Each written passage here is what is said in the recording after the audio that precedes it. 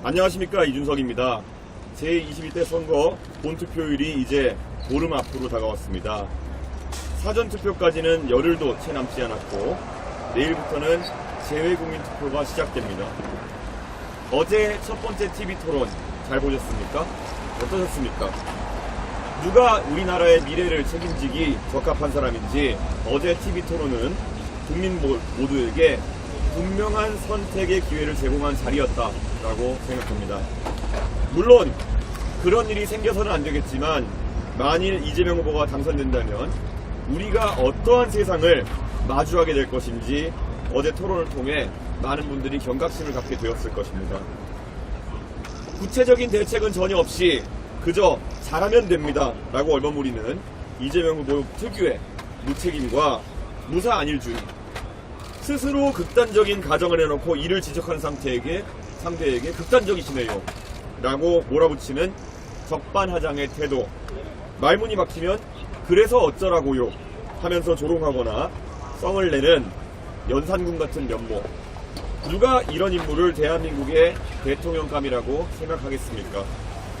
그런 후보를 막아낼 수 있는 단 하나의 필승카드가 무엇인지를 이제 분명히 확인하셨을 겁니다.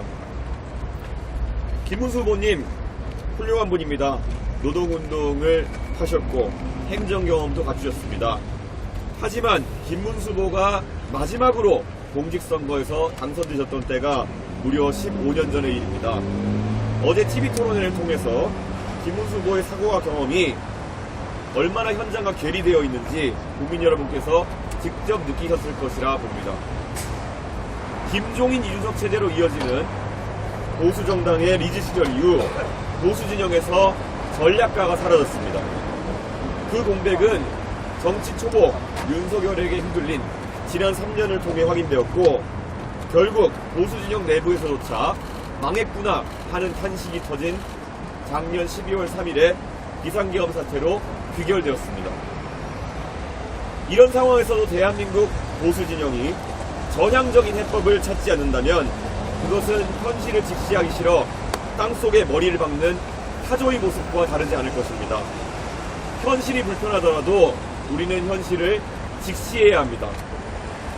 한덕수 총리를 후보로 내세우는 것이 명분은 물론 절차상으로도 불가능한 일이라고 누차 말씀드렸지만 끝내 귀를 닫더니 김문수 후보에게 피해자 서사 하나 얹어주고는 한여름밤의 꿈으로 끝나고 말았습니다.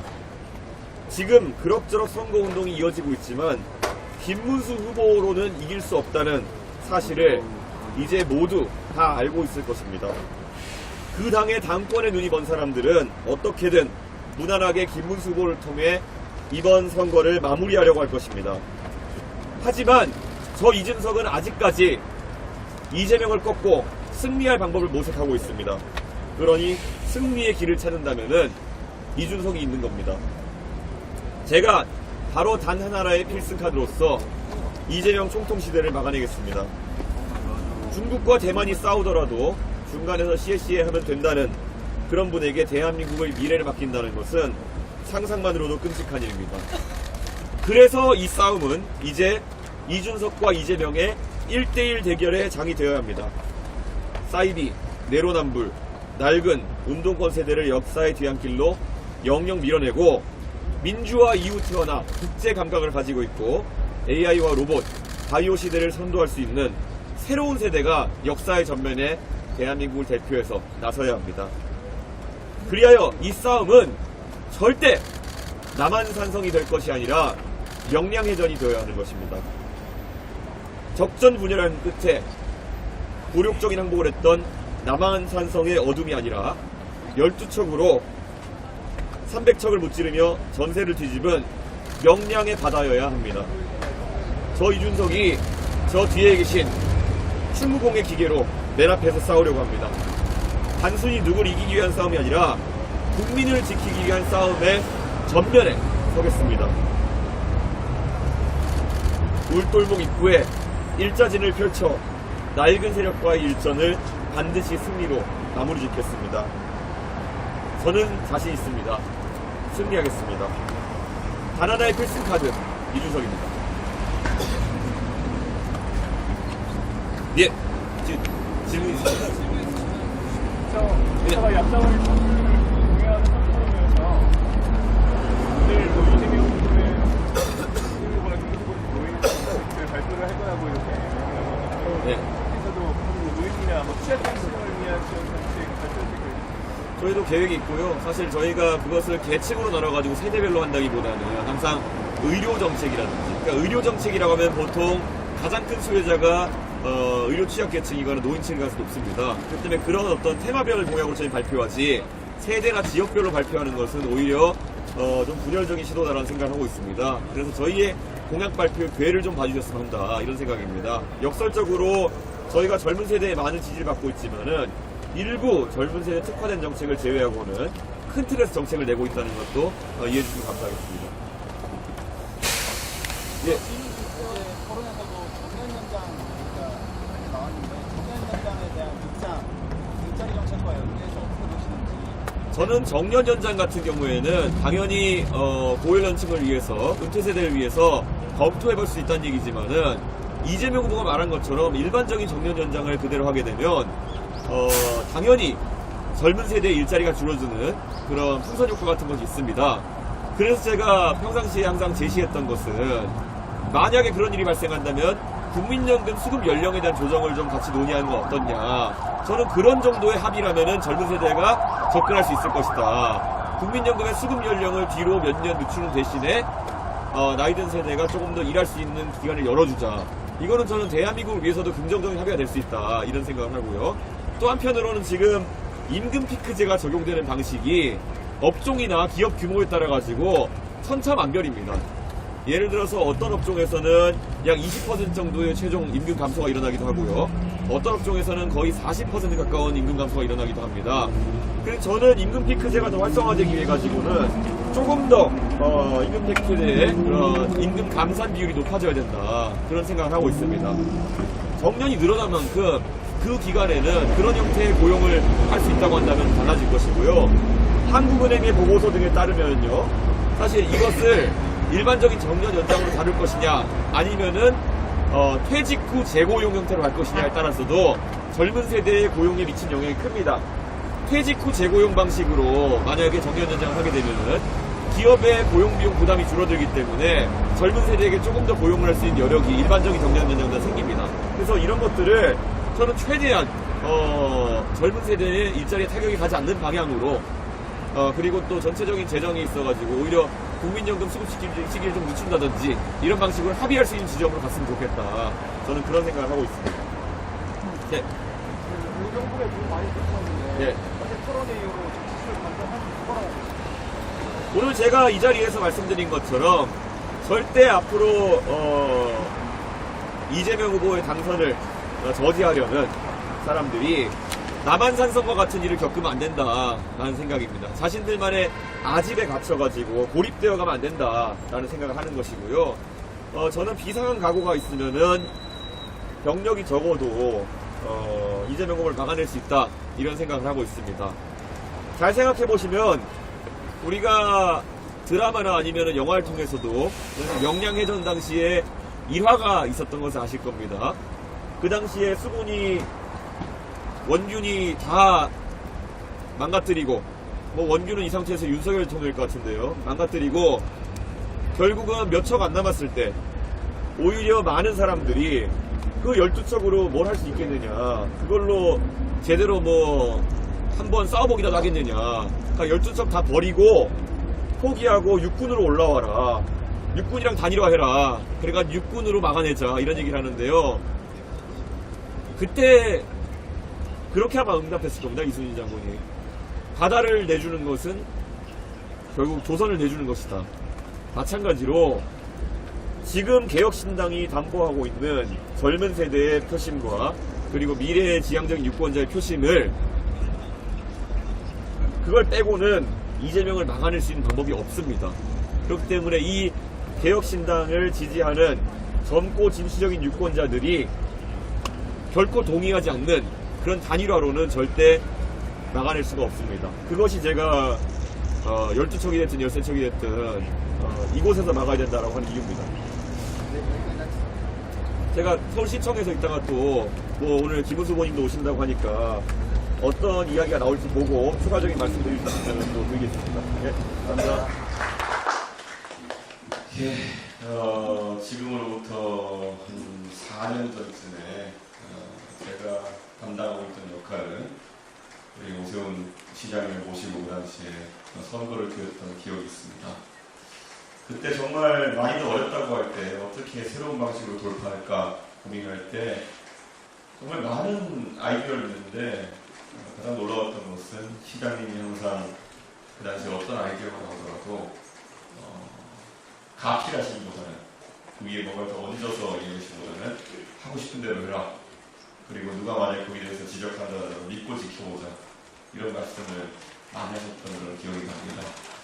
그래서 젊은 사람들이 참 정치하면서 그런 선배 지도자를 만나기 참 어려운데 참 형이었다는 생각이 들고 그래서 그때의 성과를 바탕으로 해가지고 저도 그 뒤에 한 당의 당대표도 지내고 어쩌다 보니 이렇게 대승로도 이 자리에 서 있는 그런 영광을 나왔다 그런 생각이 들어서 항상 감사하게 생각하고 있습니다.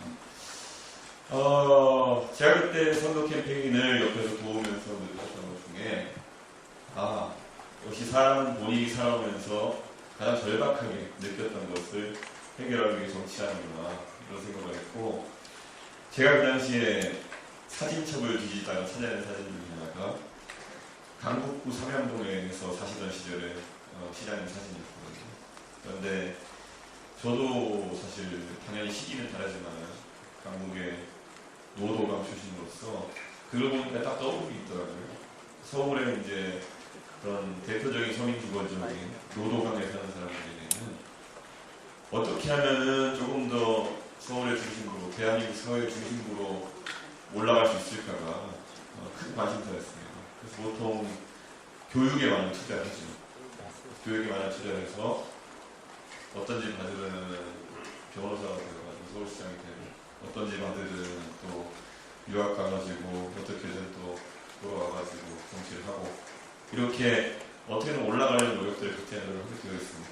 근데 가장 안타까운 것은 아마 그 60년대생인 시장님이나 80년대생인 제가 겪어왔던 것과 지금 이제 2000년 이후에 태어난 그런 학생들이 겪는 환경이 조금은 더 어려운 사다리가 되지 않았나 하는 것이 우리 정치권의 공통된 고민일 것입니다.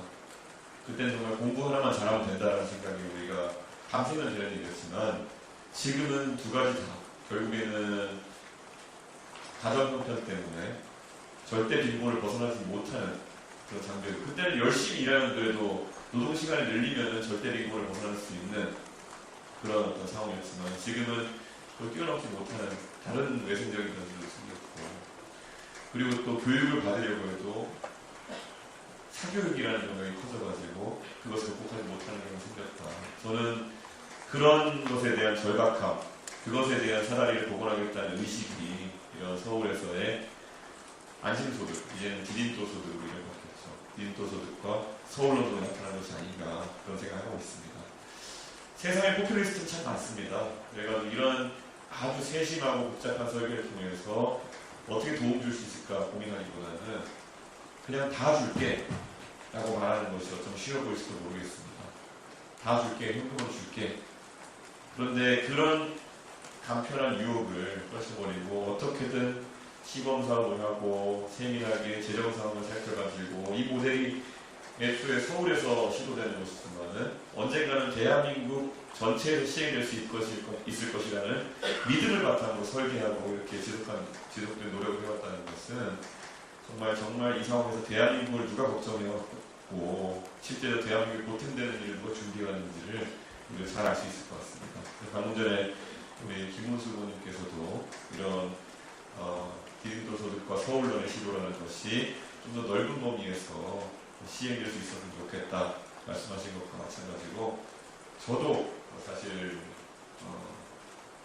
우리가 살아온 삶이라는 것이 이 강북구 삼양동의 오세훈의 삶이라는 것이 노원구 상계동의 이준석의 삶이라는 것이 또 경북 영천의 김문수의 삶이라는 것이 이제 2000년대생 아이들에게도 그 이후에 태어난 아이들에게도 꿈꿀 수 있는 것이 되길 바라면서 저도 많이 배우고 또 힘을 보탤 수 있도록 하겠습니다. 다시 한번 오늘 토론에 너무 축하드리고 많이 배워가겠습니다. 네. 아까 인사말에서 말한 것처럼 오세훈 시정은 제가 첫 번째 보궐선거 때는 그때 선거 캠페인 핵심 관계자로서 당선을 위해 노력했던 바가 있고, 그리고 실제 지난 지방선거에서는 제가 당대표로서 또 지방선거를 지휘했었기 때문에 상당한 관심을 가지고 항상 오세훈 시장을 지켜보고 있었고, 또 오세훈 시장과 저의 지리적 출신 배경이 비슷하기 때문에 항상 정책 결이 좀 비슷한 느낌이 많습니다. 그래서 특히 제가 이번 대선 과정에서도 교육의 사다리 나른 것을 많이 강조하는데, 역시나 노도강 출신이신 오세훈 시장님도 비슷한 비전을 가지고 계시다는 것을 오늘 또 확인할 수 있었습니다. 그리고 이런 이재명식의 기본 시리즈, 말 그대로 보편적 복지를 지향하는 것에 비해서 훨씬 예산적으로 필요한 곳에 필요한 지원이 갈 수 있도록 하는 이런 잘 설계된 오세훈 시장의 복지 모델 같은 것은 저희가 앞으로 정치권에 많이 반영해야 되고 전국적으로 확산될 수 있도록 해야 된다, 그런 생각입니다. 그래서 저는 오세훈 시장의 이런 디지털 소득과 그리고 이런 서울론과 같은 교육에 관한 공약들을 저희가 받아들일 그런 생각입니다. 그리고 오늘 제가 보니까 뭐 어떤 분들이 보내줘가지고 제가 방금 페이스북에 포스팅했던데, 어제 토론 이후에 민주당이 뒤집혔다고 합니다. 발칵 뒤집혀서 지금 어떻게든 온라인 여론이라도 잡아야 된다 이러면서 상당한 수준의 팩트체크라고 이름 지어진 팩트체크 호소 자료를 보내고 있거든요. 근데 읽어보면은 팩트체크라고 돼 있고 그것이 말이 되는 이유는 이재명이 말씀하셨기 때문이다, 뭐 이런 식의 괴기스러운 자료를 만들고 있어요. 예. 주 4.5일제를 어떻게 임금 삭감 없이 하겠느냐 이렇게 얘기했더니만 방법론은 없고 말씀하셨으니 될 것이다, 뭐 이런 수준이거든요. 이거는 정상적인 정치 입단이 아닙니다. 예, 내가 말씀하셨으니 될 것이다, 왜 의심하냐, 이게 팩트다. 저는 이거는 기자분들이 지적해 주셔야 된다 생각하는 것이, 팩트체크라 이름을 달고 국민들을 호도하려고 한다, 이것만으로도 이 집단은 집권할 자격이 없습니다. 우격다짐이 어떻게 정치 철학일 수가 있겠습니까? 저는 상당히 유감을 표하고, 그럴 시간 있으면 오히려 자신들의 정책을 어떻게 효율적으로 설명할지에 대해 가지고 다음 토론회 전까지 준비했으면 좋겠다, 그런 생각입니다. 그 김문수 후보도 토론회 관련해서는 본인의 지지자들도 이 후보가 MVP다 이렇게 말하면서 추격 세웠는데 좀 어떻게 들으셨나요?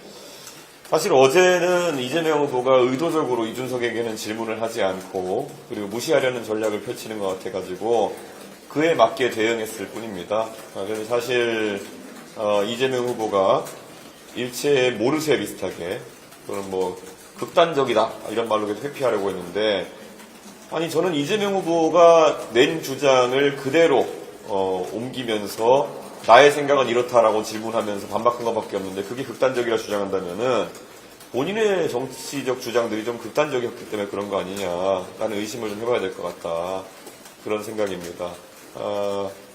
이재명 후보가 아시는지 모르겠지만은 이재명 후보 왼쪽에 아무도 없습니다.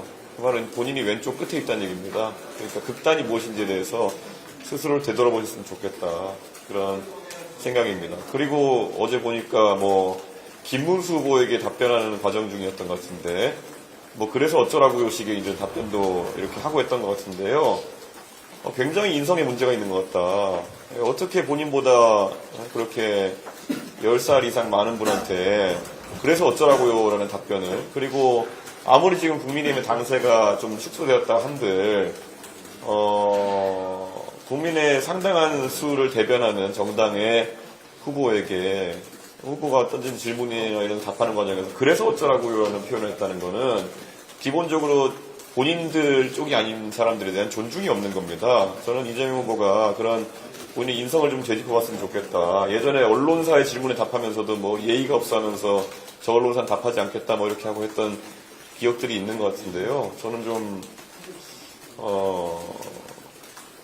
원래 곳간에서 인심 난다고 했는데 인심이 안 나는 거 보니까 많이 불안한가 봅니다.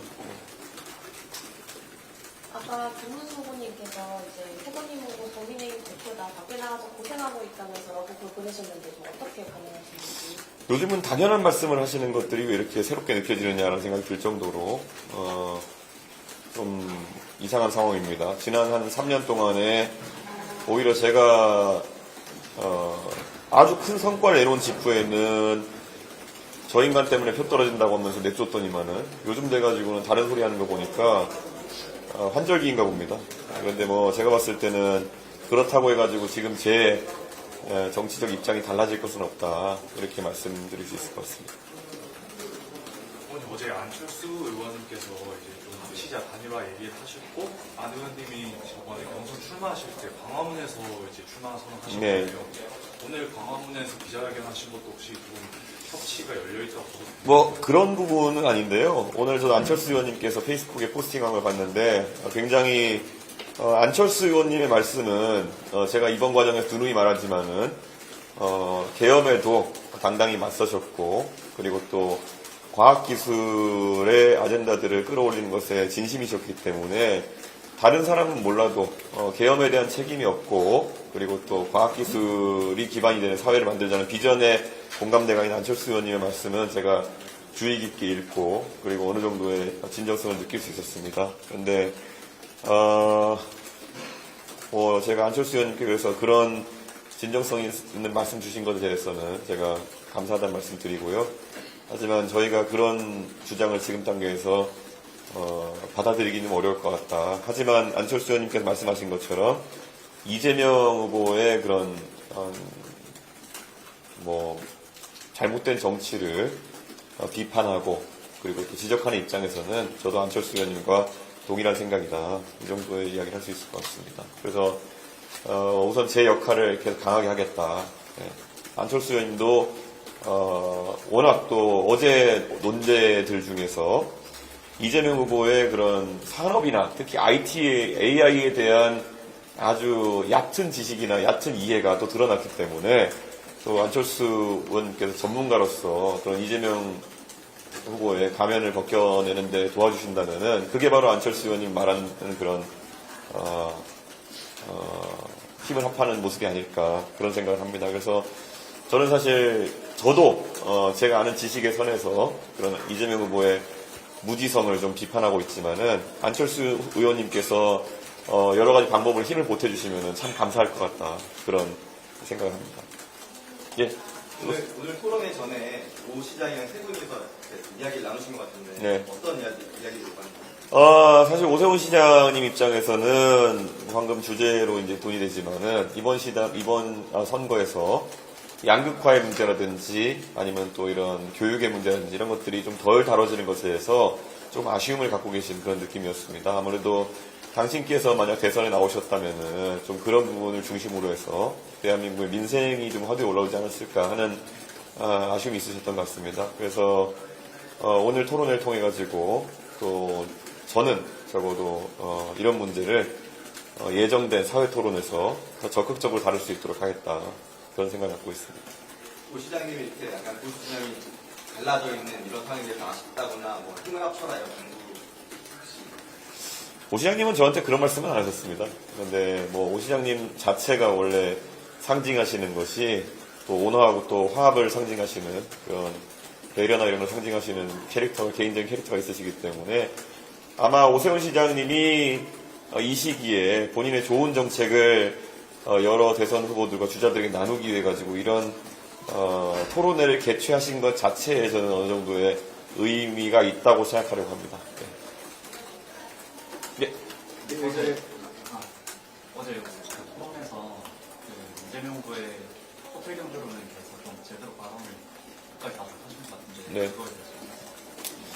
그러니까 호텔 경제론이라는 것이 사실 몇 년 전에 이재명 후보가 유튜브 영상을 통해서 본인이 경제를 가르쳐 주겠다는 듯이 이것이 경제입니다라고 하면서 이제 설명하신 거거든요. 그런데 이게 사실 어제도 제가 그래서 뭘 염두에 두고 이런 괴짜 경제를 한지 몰라가지고 제가 케인지언 승수 효과냐 물어봤더니 그게 맞다 그러시더라고요. 근데 케인지언 승수 효과에 따르면은 저런 식으로 무한동력처럼 10만 원이 계속 도는 형태는 말이 안 되는 거거든요. 그러니까 정확히 뭘 하는지도 모르고 주장하시기 때문에 이건 참 지적하기도 어렵다. 그래서 어디서 케인지언 승수 효과 주워 들으신 다음에 정부 지출이 어떻게 승수 효과 일으키는가에 대해 설명하신다면은 저것도 말이 안 되고, 또 그래서 이게 자꾸 지적을 받으니까 그저께인가요? 그 3일 전인가요?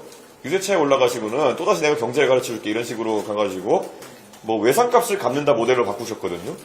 서로가 서로의 외상값을 갚고 뭐 이런 식으로 가셨는데 이거는 더 근본이 없는 얘기 같은 상황이 돼버리는 겁니다. 이렇게 그냥 이 모델이 동작 안 하는 가장 큰 이유 중에 하나는 뭐냐면은 외상값을 갚거나 아니면 물건을 산다 해가지고 그 다음 사람이 사고 외상값을 갚는다는 보장이 없습니다. 그렇기 때문에 이런 무한동력식으로 설계된 이재명 후보의 호텔 경제학이라고 하는 것은 사실 도대체 누구에게 공감을 사려고 이런 걸 만든 거냐. 제가 그래서 어제서 딱 그 모순점을 얘기하지 않았습니까? 만약에 이런 식으로 돈이 돌아서 활기가 생겨서 뭐 경제를 성장시킬 수 있다? 경제가 아니면은 뭐 활기를 찾을 수 있다 이런 거라면은 뭐 법인카드 들고 와가지고 계속 소고기 샀다가 취소하고 이러면 되는 거냐. 진짜 이건 말이 안 되는 거라 가지고 저도 경제학에 대한 지식이 제한적이긴 하지만은 오히려 이재명 후보가 그래서 좀 제가 모르는 부분이 있나 해가지고 상수를 해달라고 제가 기회를 드린 건데 저한테 억지로 이렇게 막 계속 얘기하시니까 좀 당황스럽습니다. 그리고 어제 팩트체크대로 이제 남발하던데 그런 식으로 온라인으로 우격다짐 해가지고 될 수 있는가 궁금합니다. 제가 그 팩트체크라고 만드신 것들 그 판넬을 또 들고 나와가지고 이거 팩트체크가 된다고 생각하시냐 다음 토론에서 물어볼 수도 있습니다. 조심하시기 바랍니다. 오늘 김문수 후보가 공개적으로 사실 러브콜을 보내셨는데 네. 단일화 입장에 대해서 부담이 없습니다. 뭐 러브코리아 지금까지 굉장히 많았지만은 저는 제가 거기에 대해서 일관되게 제가 그것에 동의하거나 참여할 수 없는 이유를 밝혀왔고요. 저는 뭐 전체적으로 김문수 후보님은 좀 안타깝긴 합니다. 왜냐하면은 정치의 영역에서 이제 사실 국민의힘의 영역에서 오랜 기간 벗어나 계셨던 분이고 그러다 보니까 윤석열 정부의 장관을 지내시긴 했지만은 그 당내 권력 투쟁에서는 상대적으로 또 책임이 적으신 분이었거든요. 그런데 이번에 어쩌다 보니 저 당권 투쟁 한가운데에 서시면서 좀 초기에 그런 의미가 많이 퇴색한 것 같아가지고 저도 좀 안타까운 측면이 있습니다. 근데 저는 뭐 김문수 후보님의 그런 진정성이나 아니면 나름의 보수 진영을 규합해서 선거를 치러보려는 그런 선의에 대해서는 전혀 의심하지 않습니다. 그럼 제가 늘 말하는 것처럼 그것은 이길 수 있는 방식도 아닙니다. 제가 생각했을 때는. 그렇기 때문에 저는 그런 단일화 논의 자체에는 전혀 관심이 없습니다. 예, 여기까지 하겠습니다. 감사합니다. 네, 감사합니다. 이준석 4번 압도적 세